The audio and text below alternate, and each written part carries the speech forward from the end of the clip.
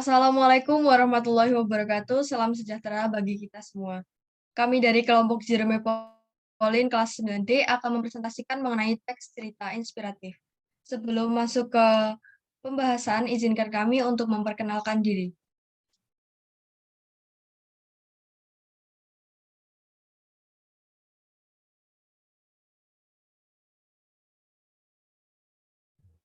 Perkenalkan, nama saya Arsy Faisyah Putri, nomor presensi 6.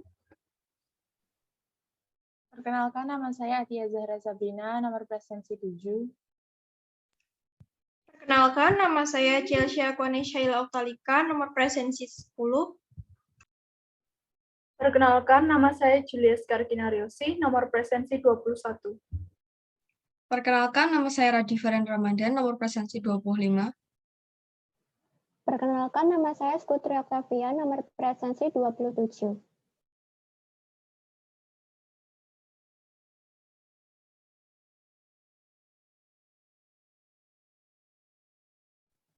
Berikut daftar materi yang akan kami presentasikan pada presentasi kali ini. Yang pertama, pengertian. Yang kedua, tujuan. Yang ketiga, ciri-ciri. Yang keempat, struktur. Yang kelima, unsur kebahasaan. Yang keenam, langkah-langkah menyusun. Yang ketujuh, hal-hal yang perlu diperhatikan. Yang kedelapan, contoh teks.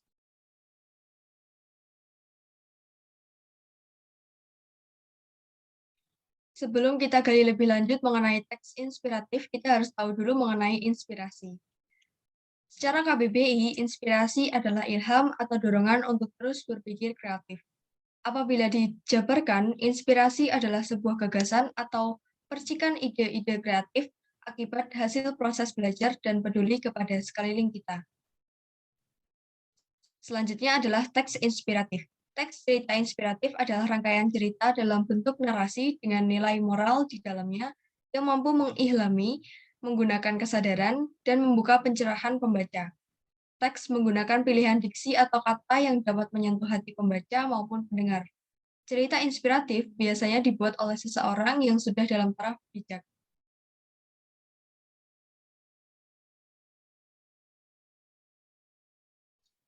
Selanjutnya adalah tujuan penulisan teks cerita inspiratif. Pertama adalah menceritakan kisah perjuangan hidup seseorang. Yang kedua, menyampaikan pesan tersirat maupun tersurat dari cerita yang disampaikan. Yang ketiga, menggugah semangat orang lain untuk melakukan sebuah aksi atau tindakan. Yang keempat, mengembangkan imajinasi pembaca.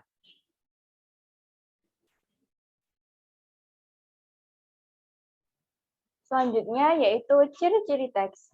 Cerita inspiratif memiliki beberapa ciri-ciri, di antaranya yang pertama, memiliki tema spesifik tentang kehidupan seseorang atau perjuangan.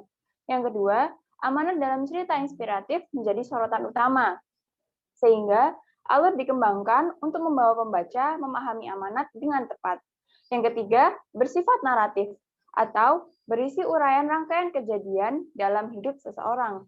Yang keempat, menjelaskan tentang tokoh, kisah hidupnya, dan hikmah yang bisa diambil dari kisah hidupnya. Yang kelima, tokoh utamanya menjadi panutan bagi para pembaca. Dan yang terakhir, tokoh dapat berasal dari kehidupan nyata maupun fiksi.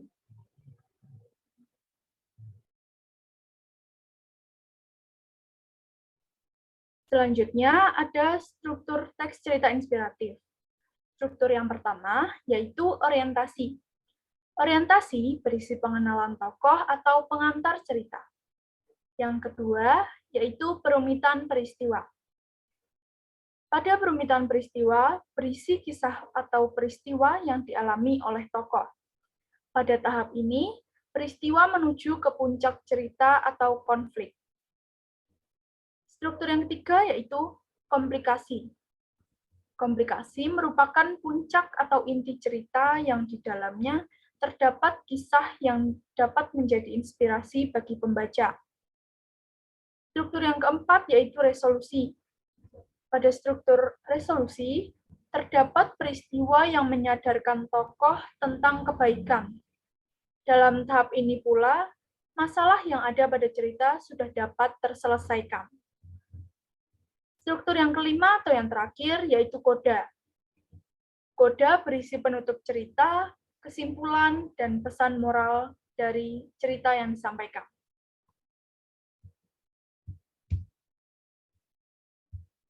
Selanjutnya ada unsur kebahasaan dalam teks cerita inspiratif. Unsur kebahasaan yang pertama yaitu menggunakan kalimat definisi, kalimat tunggal, dan kalimat majemuk. Poin yang pertama yaitu kalimat definisi. Kalimat definisi merupakan kalimat yang menjelaskan gambaran umum tentang suatu hal. Kalimat definisi ditandai dengan kata adalah, merupakan, yaitu, dan lain sebagainya. Poin yang kedua yaitu kalimat tunggal. Kalimat tunggal merupakan kalimat yang terdiri atas satu pola kalimat. Kalimat tunggal biasanya terdiri dari SP, subjek dan predikat, SPO, subjek, predikat, objek, SPK, subjek, predikat, keterangan, atau SPOK, subjek, predikat, objek, keterangan. Contoh dari kalimat tunggal seperti adik sedang bermain bola, Rara sedang mengerjakan PR matematika, dan lain sebagainya. Poin yang ketiga yaitu kalimat majemuk. Kalimat majemuk merupakan kalimat yang terdiri atas dua atau lebih kalimat tunggal yang dipadukan menjadi satu. Contoh kalimat majemuk adalah, yang pertama, Andi mendapat nilai tinggi karena ia rajin belajar. Yang kedua, ibu sedang memasak dan ayah sedang mencuci piring. Dan contoh yang lainnya. Unsur kebahasaan yang kedua yaitu terdapat kata penghubung atau konjungsi penanda urutan waktu. Contoh konjungsi penanda urutan waktu yaitu lalu, kemudian, ketika, akhirnya, selanjutnya, dan lain sebagainya.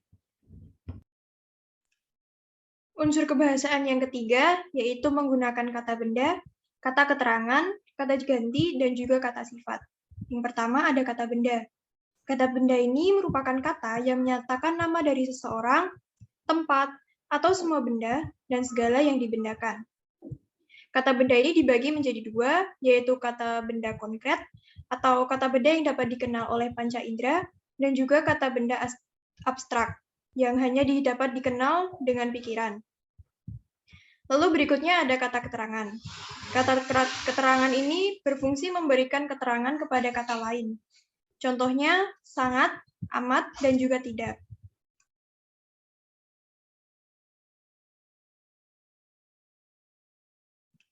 Lalu yang berikutnya ada kata ganti orang. Kata ganti orang ini dapat bersifat tunggal ataupun juga jamak. Contohnya aku, kamu, kami, mereka, kalian, dan juga dia. Lalu yang terakhir ada kata sifat. Kata sifat ini merupakan kata yang dipakai untuk menjelaskan sifat atau kondisi suatu hal, baik pada makhluk hidup, benda mati, tempat waktu, dan lain-lain. Kata sifat ini biasanya dipakai untuk menerangkan kondisi subjek atau objek pada kalimat tersebut.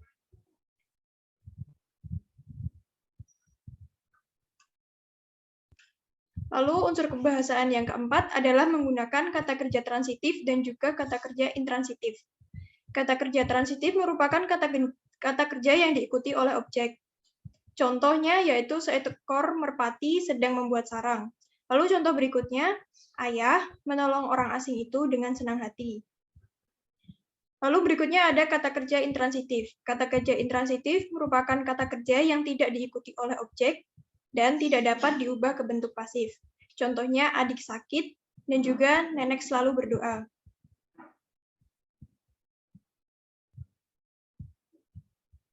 Unsur kebahasaan yang terakhir yaitu menggunakan kata kiasan atau metafora. Merupakan pemakaian kelompok kata bukan dengan arti yang sebenarnya. Kata kiasan ini bertujuan untuk membuat cerita menjadi lebih menarik. Contohnya, tikus berdasi itu sedang menjalani sidang tipikor. Lalu, si jago merah membakar habis ruko di pasar itu. Berikutnya adalah langkah-langkah menulis. Pertama, menentukan tema. Lalu yang kedua, merancang peristiwa utama dalam bentuk alur.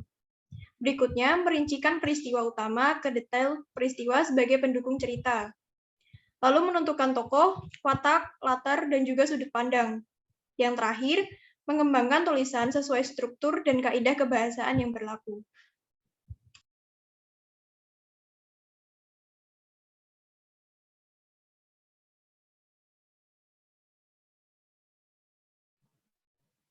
Selanjutnya ada hal-hal yang perlu diperhatikan dalam menulis teks cerita inspiratif. Di antaranya, pertama, rumuskan pesan moral yang akan disampaikan melalui cerita. Kedua, tentukan karakter tokoh yang mampu menginspirasi pembaca. Selanjutnya, yang ketiga, gunakan bahasa yang mudah dipahami. Dan yang keempat atau yang terakhir, libatkan emosi tetapi tidak berlebihan.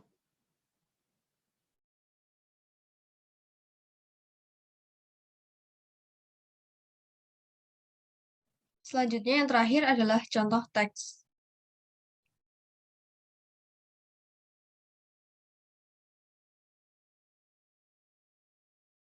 Kami mengambil contoh teks inspirasi dari salah satu tokoh inspirator Indonesia, yaitu adalah Jerome Pauline Sijabat.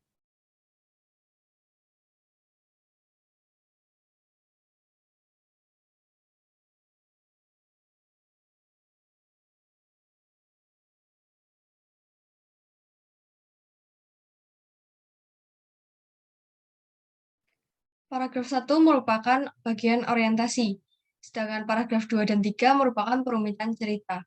Paragraf 4 dan 5 termasuk ke dalam komplikasi, paragraf 6 dan 7 termasuk ke dalam resolusi, dan yang terakhir adalah paragraf ke-8 termasuk ke dalam koda.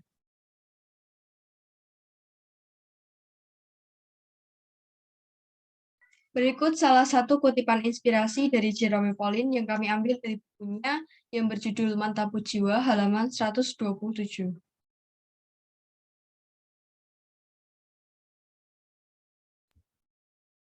Sekian dari kami, kelompok Jerome Pauline 9D. Mohon maaf apabila ada salah-salah kata dalam kami mempresentasikan materi teks cerita inspiratif kali ini.